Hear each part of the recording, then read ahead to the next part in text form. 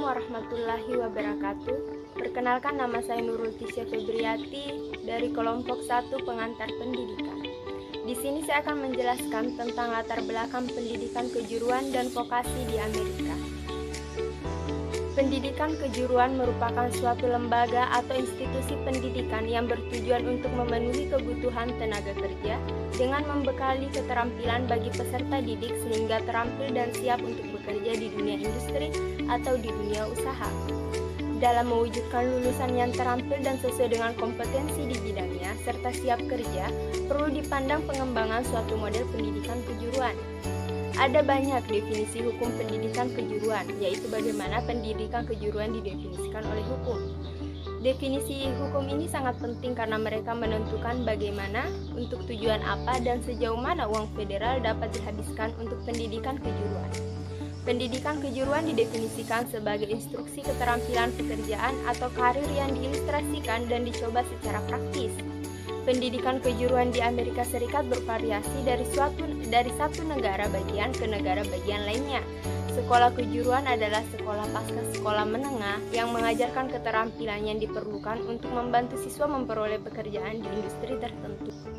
Pendidikan karir pasca sekolah menengah disediakan oleh lembaga karir berpemilikan milik swasta. 30% dari semua kredensial dalam mengajar disediakan oleh perguruan tinggi komunitas 2 tahun yang juga menawarkan kursus yang dapat ditransfer ke universitas 4 tahun. Program lain yang ditawarkan melalui pemeriksaan militer atau pusat pendidikan orang dewasa yang dioperasikan oleh pemerintah. Sekolah kejuruan atau vocational school banyak terdapat di Amerika bagi siswa yang tidak bermaksud melanjutkan pendidikan tinggi di universitas atau perguruan tinggi. Sekolah di kejuruan ini menekankan pendidikan praktis bagi siswa tamatan SMA. Tujuannya supaya setelah belajar di sekolah itu, siswa bisa langsung mencari pekerjaan di bidang yang terkait. Sekolah kejuruan bukan hanya untuk anak-anak muda yang ingin langsung bekerja, tapi juga bisa dimanfaatkan oleh orang dewasa yang sudah pensiun atau yang berhenti dari satu pekerjaan supaya ia bisa kembali bekerja dalam bidang yang lain. Sekolah kejuruan atau vocational school di Amerika biasanya pelajarannya hanya dipusatkan pada satu bidang saja, seperti keterampilan otomotif atau bidang perawatan kesehatan. Ada juga sekolah kejuruan yang memberikan berbagai mata pelajaran yang tidak terkait dengan pelajaran utama, seperti kursus dalam bidang pertanian, pekerjaan kantor, atau keterampilan teknis. Assalamualaikum warahmatullahi wabarakatuh. Perkenalkan, nama saya Andi Sahrul Ramadan Rasid dari jurusan Pendidikan Teknik Elektro, program studi Pendidikan Teknik Elektro S1, kelas 02. Di sini saya akan memaparkan mengenai pelaksanaan pendidikan kejuruan dan vokasi di Amerika Serikat. Pelaksanaan pendidikan kejuruan dan vokasi di Amerika Serikat. Di Amerika Serikat, sekolah vokasi atau kejuruan biasanya dimulai setelah tingkat sekolah menengah atas atau post-secondary, di mana kelas-kelas ditawarkan melalui community college atau institut teknologi. Baru-baru ini menjadi standar bagi sebuah sekolah kejuruan untuk memberikan sertifikasi secara online, khususnya di berbagai area yang tidak begitu memerlukan pengalaman praktek. Kebanyakan sekolah kejuruan adalah swasta, meskipun tidak seluruhnya demikian. Sekolah kejuruan kadangkala mengambil alih peran pendidikan sekolah menengah atas. Pelajaran seperti perkayuan, tukang besi, dan bahkan ekonomi keluarga menjadi contoh-contoh yang bagus, yang kadangkala diajarkan pula di sekolah menengah atas pada umumnya. Sekolah kejuruan kadang menjadi cara terbaik bagi orang dewasa untuk memasuki dunia kerja. Program-program pendidikan orang dewasa seperti program insentif kerja, Work Incentive Program atau WIN, serta Job Course di Amerika Serikat dibikin untuk menampung mereka yang sedang menganggur dan mencari pekerjaan yang layak dengan mempersiapkan pendidikan yang sesuai sebelum mencari kerja yang pas. Bahkan Departemen Pendidikan Amerika Serikat memberikan bantuan keuangan bagi orang dewasa yang berkeinginan untuk sekolah di sekolah kejuruan.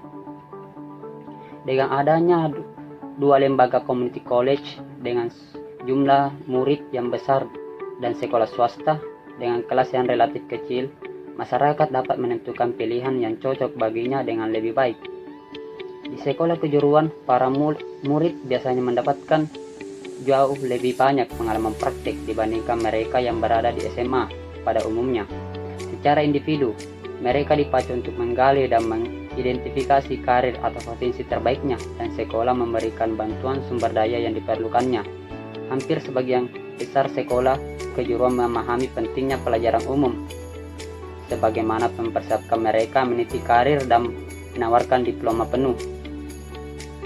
Di Amerika Serikat digunakan istilah Career and Technical Education, Vocational and Technical Education atau VTE, dan di tingkat menengah disebut Career Center atau CC.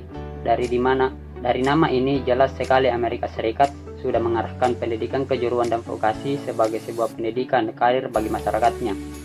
Artinya, pendidikan kejuruan atau vokasi tidak lagi sekedar sebagai pendidikan yang menyiapkan lulusannya hanya untuk bekerja atau menjadi pekerja biasa-biasa saja.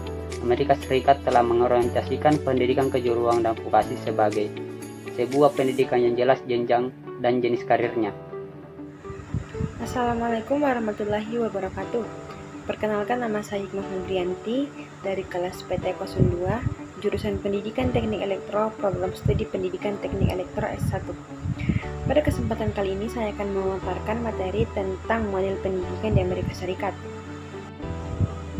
Pendidikan di Amerika Serikat. Persyaratan lulusan siswa di Amerika Serikat ditentukan oleh tiap stat. Pada tahun 2001, sebanyak 34 stats mengharuskan tes bagi siswa yang menghasilkan produk, bukan tes tertulis. Guru minimal berpendidikan S1 di bidang mata pelajaran yang diajarkan dan menguasai metode pembelajaran. Guru harus memiliki lisensi atau semacam sertifikat mengajar yang harus diperbarui 5 tahun. Kurikulum pendidikan di Amerika Serikat. Kurikulum adalah dokumen atau perencanaan dalam sistem sekolah yang menetapkan kerja guru dan berfungsi memfokuskan serta mengaitkan pekerjaan guru. Ada 3 macam kurikulum, yaitu yang pertama, written atau tertulis, yang kedua, taught atau diajarkan, yang ketiga, tested atau diujikan. Kurikulum yang dibuat dengan memperhatikan 5 elemen, yaitu pertama, kejelasan dan validitas sasaran, yang kedua, sesuai dengan yang diujikan, yang ketiga, tingkat sasaran yang diinginkan, yang keempat, korelasi sumber daya dengan sasaran, dan yang kelima, kegiatan yang dianjurkan untuk dilakukan oleh guru. Jumlah guru di Amerika Serikat. Jumlah guru merupakan problem di Amerika Serikat karena masih dirasakan kekurangan jumlah guru. Ada beberapa upaya untuk merekrut guru di Amerika Serikat. Yang pertama, mencari dan menginterview mahasiswa yang berpotensi. Yang kedua, menghadiri pameran kerja yang diselenggarakan oleh perguruan tinggi. Yang ketiga, mengiklankan pelamar multikultur baik lokal, nasional maupun internasional. Yang keempat, menawarkan bonus. Yang kelima, memasang website. Guru pemula dibimbing dengan mentoring oleh guru berpengalaman secara sukarela. Assalamualaikum warahmatullahi wabarakatuh. Perkenalkan, nama saya Meldania dari program studi Pendidikan Teknik Elektro kelas 02. Di sini saya akan menyampaikan materi tentang mengenal perkembangan pendidikan kejuruan dan vokasi di Amerika Serikat. Perkembangan pendidikan di Amerika bermula sejak tahun 1990 saat pemerintahan Amerika Serikat merencanakan reformasi pendidikan. Pada saat itu merupakan kepemimpinan Presiden George H.W. Bush. Merencanakan reformasi pendidikan tersebut kemudian disetujui oleh gubernur negara bagian. Perkembangan pendidikan ini merupakan sebuah gerakan reformasi pada kalangan gubernur, dipelopori oleh Bill Clinton dan Lamar Alexander pada masing-masing negara bagian. Dari gerakan reformasi tersebut, maka terdapat beberapa tindakan yang dilakukan. Selain meningkatkan syarat dalam menyelesaikan suatu jenjang, Amerika juga melakukan tes standar untuk melihat keberhasilan siswa, memberikan sistem penilaian yang ketat terhadap para pendidik untuk pembenahan karir, juga memberikan suntikan dana lebih besar dalam sektor pendidik untuk menangani berbagai masalah, termasuk gaji guru yang rendah.